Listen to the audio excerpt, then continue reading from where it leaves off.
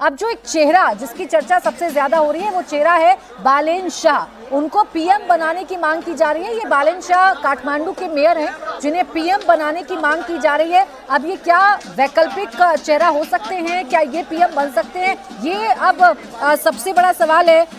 बिन्नी जी, ये बालेन शाह के बारे में जरा बताइए। एकाएक इनकी चर्चा होने लगी है। अभी तक तो जितने प्रोटेस्टर थे वो कह रहे थे युवा होने चाहिए, युवाओं के हाथों में सब कुछ होना चाहिए। और इनके बारे में अगर मैं कहूं तो ये आंदोलन का चेहरा बने हुए हैं। काठमांडू के मेयर हैं, युवाओं के बीच खासे लोकप्रिय रहे हैं। इनके ज्यादातर जो पोस्ट हैं बड़े ट्रेंड करते हैं। टाइम मैगजीन में उन्हें 2023 की अपनी टॉप 100 शख्सियत की सूची में रखा था। सिविल इंजीनियर के तौर पर अपने करियर की शुरुआत की थी, रैपर के रूप में अपनी किस्मत आजमाई और फिर उसके बाद ये राजनीति में आए और काठमांडू के मेयर पद के लिए इन्होंने चुनाव लड़ा। ये हैं बालेन शाह जो बड़े पॉपुलर हैं युवाओं के बीच में। बिन्नी जी, अब बताइए इनके बारे में बताइए, क्या ये ऑप्शन नेपाल के लिए हो सकते हैं? मैं आपको एक नई बात आपको बताऊं प्राची, कि अभी 1 घंटा पहले बालेन शाह ने एक पोस्ट डाला था अपने पेज पे, जहां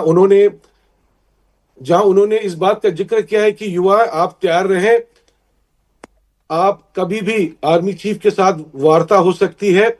ये जो आंदोलन है, जेन जी की जो आंदोलन है, उस आंदोलन को जो है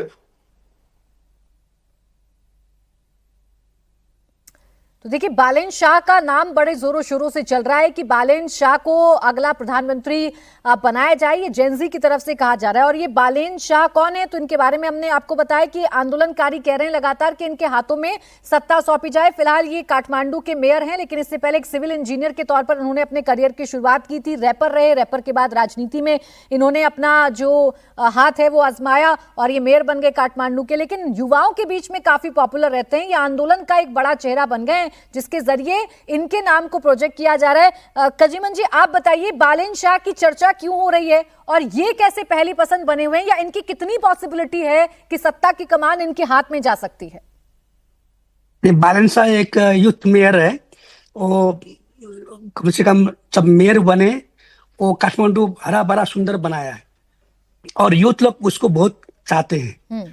और एक स्वच्छ पवित्र बिना मतलब भेदभाव से वो काम करते हैं। वो सिर्फ काम बोलते हैं लेकिन काम में डिवोट करते हैं।